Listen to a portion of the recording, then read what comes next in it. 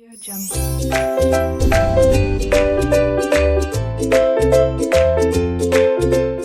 Hello students, welcome to RK knowledge channel. मैं Prem sir from RK classes.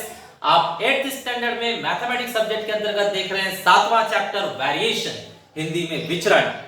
Exercise है practice set 7.2 का question number 3। ये आपको question दिया हुआ है। क्वेश्चन में लिखा है कि एक बॉक्स में हम एप्पल रख रहे हैं। तो बॉक्स में अगर आप एप्पल्स रख रहे हो तो एप्पल्स का भंडार है। अब अगर बॉक्स में थोड़े थोड़े एप्पल रखोगे तो बॉक्स ज्यादा लगेंगे, और अगर बॉक्स में ज्यादा एप्पल रखोगे तो बॉक्स कम लगेंगे। तो यहां पर देखिए स्टूडेंट्स, उल्टा है। आप कम एप्पल रखोगे तो बॉक्स ज्यादा चाहिए, और ज्यादा एप्पल रखोगे तो बॉक्स कम चाहिए। तो यहां उल्टा है, तो इसे कहा जाता है इनवर्स रिलेशनशिप। इसे कहेंगे inverse relationship. Word is important. Inverse relationship या इनवर्स वेरिएशन।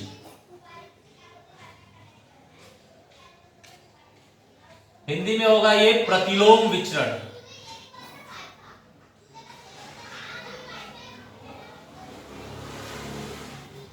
प्रतिलोम विचरण। अब देखिए इसको सॉल्व करते हैं। ये लोग क्या कर रहे हैं, अगर हर एक बॉक्स में आप 24 एप्पल रखते हो, number of apples in each box, अगर हर एक बॉक्स में 24 एप्पल रखते हो तो आपको कितने बॉक्स की जरूरत पड़ती है? 26 बॉक्स की जरूरत पड़ती है। अगर आप हर एक बॉक्स में ज्यादा एप्पल रखने लगोगे, बाद में आफ्टरवर्ड्स आपने क्या किया, हर एक बॉक्स में ज्यादा, पहले 24 रख रहे थे लेकिन अब 36 रख रहे हो, ज्यादा हर एक बॉक्स में एप्पल रख रहे हो, तो बॉक्स की जरूरत कम पड़ेगी। तो यहाँ आंसर ढूंढ के निकालना है, और हमें पता है कि कम आंसर आने वाला है। पहले 27 बॉक्स की जरूरत थी लेकिन अब कम ही बॉक्स की जरूरत पड़ेगी। देखते हैं कितना लगेगा। First point, let number of apples in each box, मतलब प्रत्येक बॉक्स में सेवों की संख्या।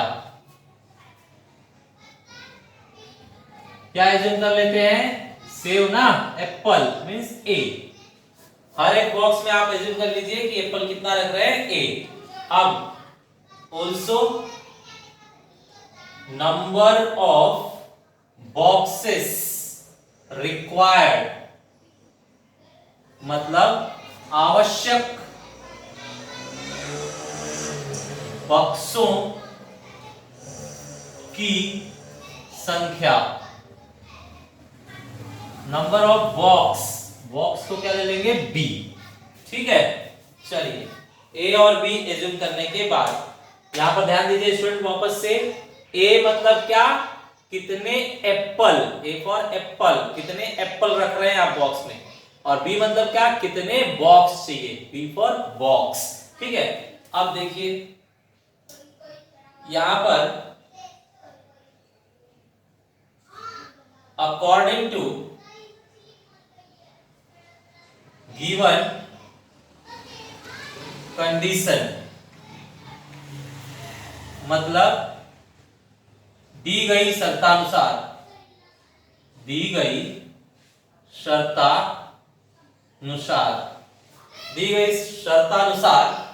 बताइए इन दोनों में उल्टा रिलेशनशिप है ना, इनवर्स।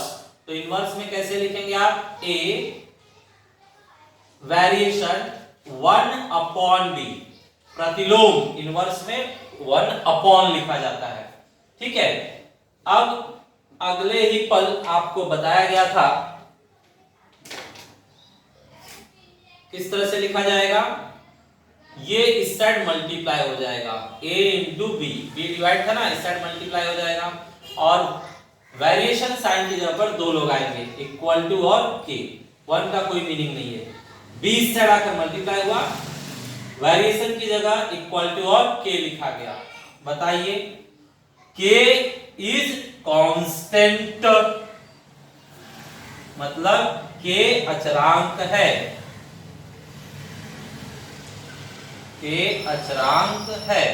ठीक है, आगे अब इसके अंदर हम a और b रखकर k निकाल लेंगे। तो देखिए इस एग्जांपल में दोनों रेडी है, ए बी और बी बी, तो यहां से वैल्यू लिया जाएगा। a का वैल्यू है 24 और b का वैल्यू है 27। ठीक है, a का वैल्यू b का वैल्यू मल्टीप्लाई कीजिए, मल्टीप्लाई करके देख लेते हैं।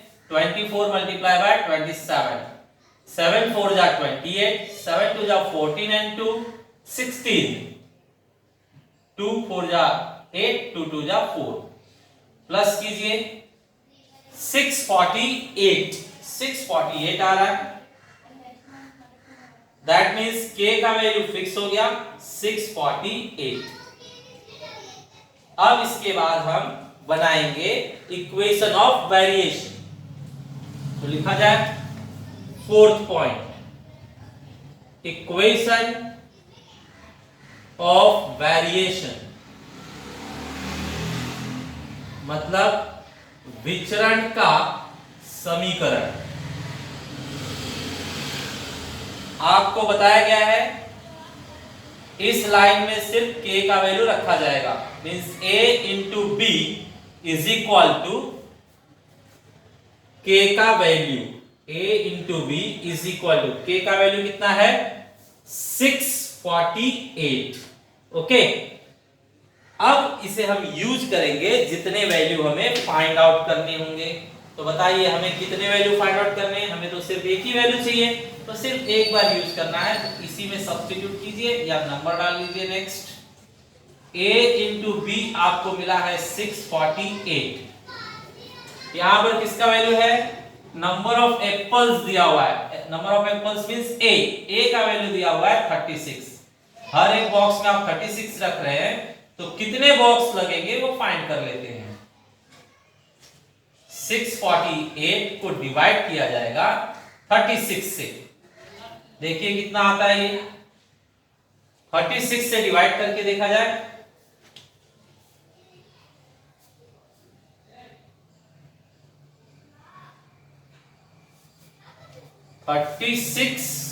से डिवाइड करना है 648 को।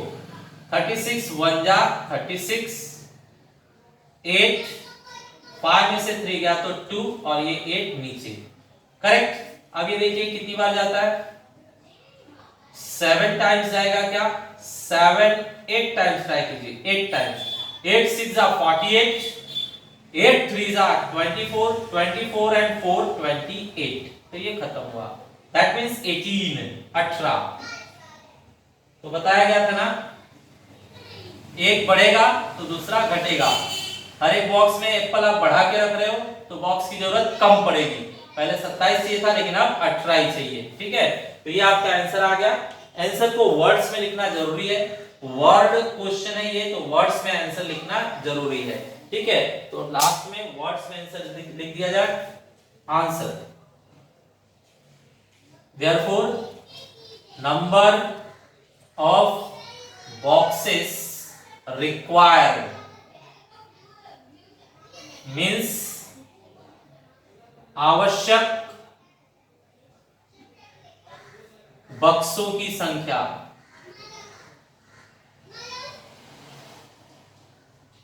कितनी? 18। ठीक है, ये आपका final answer. Okay students, hello students, question number 4। Question number 4 में क्वेश्चन का साइज बड़ा है लेकिन सॉल्यूशन बहुत ही छोटा है। सिर्फ एक वर्ड लिखना है। करना क्या है? Right using symbol. इन्हें वापस से लिखना है हमें सिंबल यूज करके। ठीक है, तो चलिए देखते हैं सिंबल यूज करके किस तरह से लिखा जाएगा।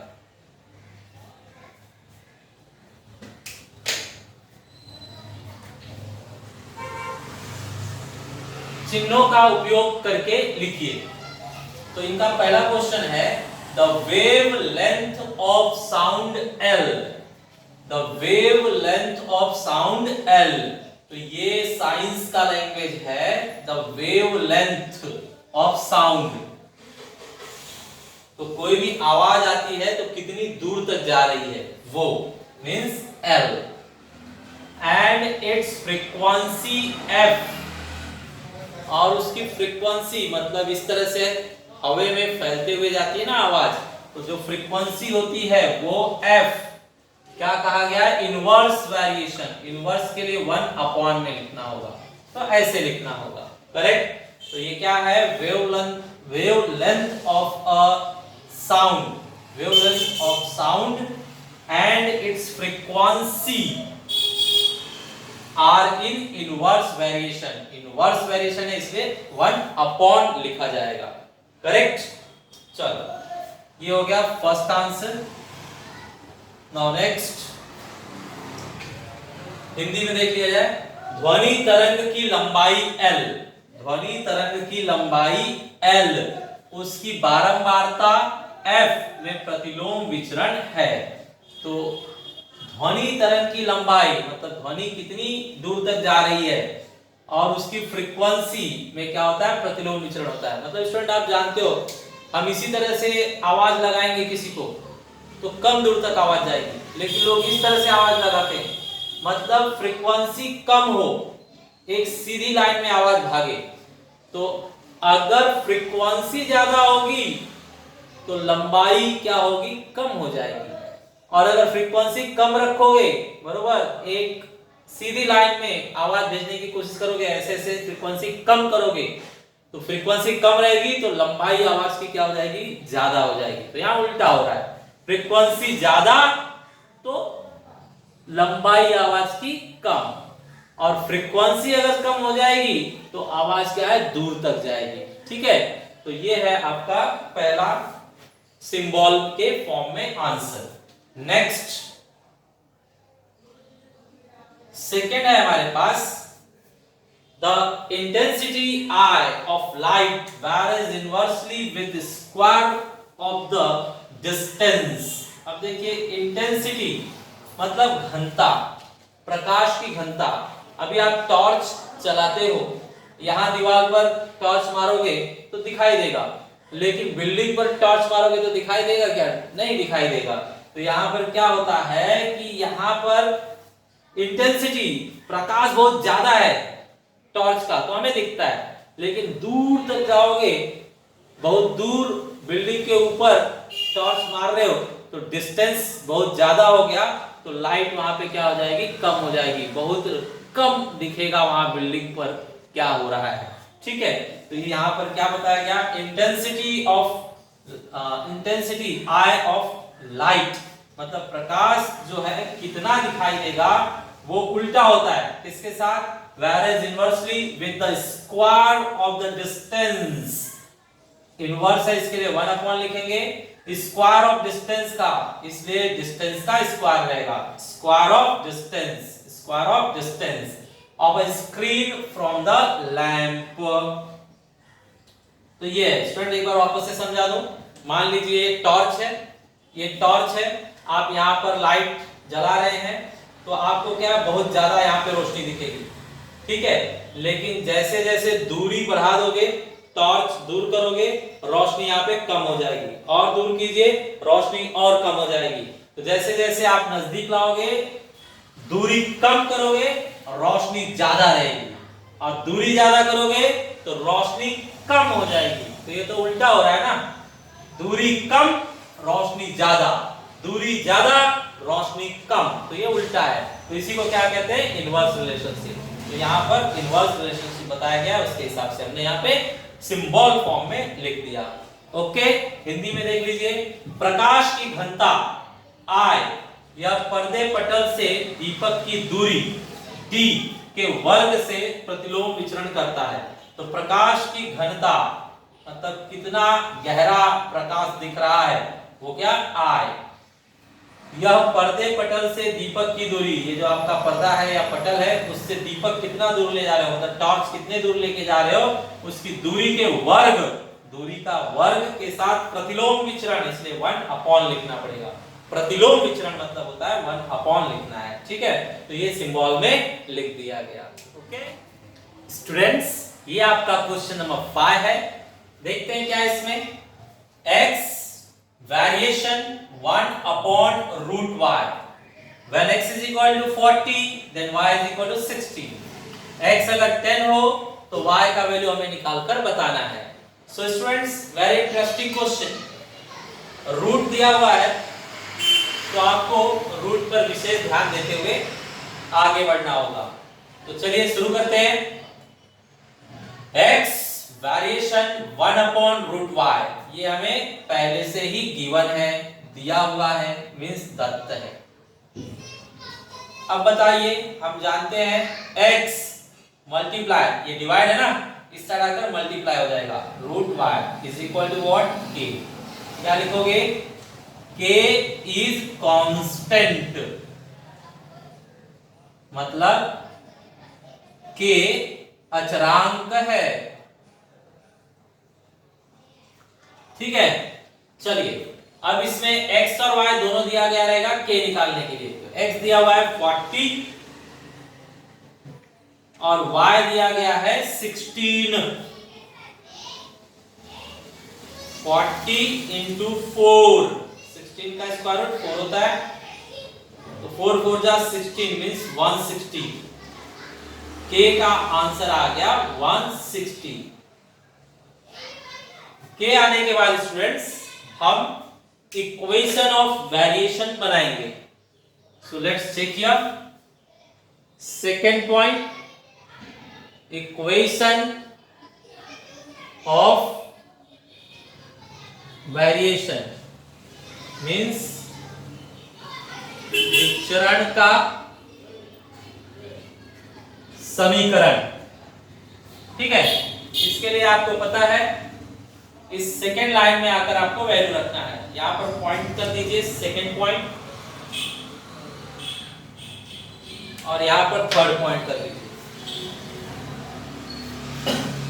इस पॉइंट में हम k का वैल्यू रखेंगे, तो x into √y is equal to k 160।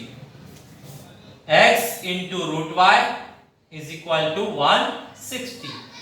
ये हो गया। अब हम इसे यूज करेंगे, जो भी वैल्यू पूछा है उसे फाइंड करने के लिए। तो हम यूज कर लेते हैं। Now x into √y is equal to 160। बताइए किसका वैल्यू दिया हुआ है, x का वैल्यू दिया हुआ है, तो x का वैल्यू रखिए, कितना रखेंगे 10 multiply by √y is equal to 160। 10 उस साइड जाकर डिवाइड हो जाएगा। देखिए स्टूडेंट्स, 10 इस साइड आकर डिवाइड हुआ, 10 से कट कर दीजिए तो 0 0 कैंसल, ओनली 16 आएगा। अब दोनों साइड स्क्वायर कर दीजिए, या ऐसे बोलिए स्क्वायर रूट उस साइड जाकर स्क्वायर हो जाएगा, स्क्वायर रूट उस साइड जाकर स्क्वायर हो जाएगा, मतलब y is equal to square root उस साइड भेज दीजिए तो स्क्वायर हो जाएगा, means y is equal to 16 का स्क्वायर 256। तो ये आपका हो गया आंसर, ठीक है स्टूडेंट्स, ये आपका क्वेश्चन नंबर 6 है। ये कंपैरेटिवली इजी है। देखते हैं, हमें दिया हुआ है x varies inversely as y। Inverse देखते ही आप क्या लिखोगे, 1 जो भी दिया है y। ये क्या लिखोगे, गिवन, मतलब दत्त है। x यह y से प्रतिलोम विचरण करता है, x यह y से प्रतिलोम मतलब 1 विचरण करता है, ठीक है। बार बार बताया गया, सेकेंड लाइन में आपको मल्टीप्लाई करके k दिखाना है, तो मल्टीप्लाई करके k दिखाइए। y डिवाइड है, इस साइड आकर मल्टीप्लाई हुआ, वेरिएशन मतलब इक्वल टू और k, यहां लिखते रहिए k इज कांस्टेंट, k अचरांक है, ओके। अब इसमें x और y रखकर k फाइंड आउट कर लेंगे। तो देखिए x 15 है और y 10 है, x 15 है और y 10 है। So 150 is equal to k.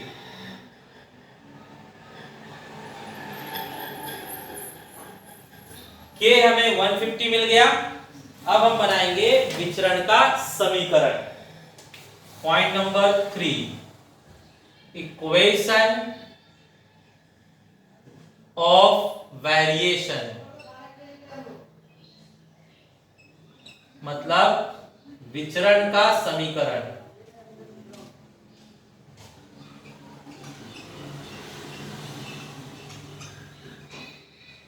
इस सेकेंड लाइन में आप सिर्फ k का वैल्यू रखिए, means x into y is equal to k कितना आया 150, x into y is equal to 150। ठीक है, ये हो गया equation of variation. Last point,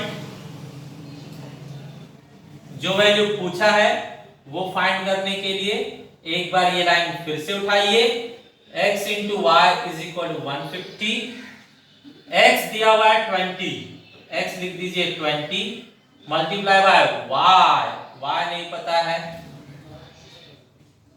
y is equal to 150, ये मल्टीप्लाई है, इस तरह कर क्या हो जाएगा डिवाइड, 0 0 कैंसल, 15/2, 15 का हाफ होता है स्टूडेंट 7.5, 7.5, 15 का आधा होता है 7.5। ठीक है, तो हमने y ढूंढ निकाला, y का वैल्यू होगा 7.5। ओके स्टूडेंट्स, सिमिलर क्वेश्चन आपको होमवर्क में दिए जा रहे हैं, आप ट्राई कीजिए। Thanks for watching.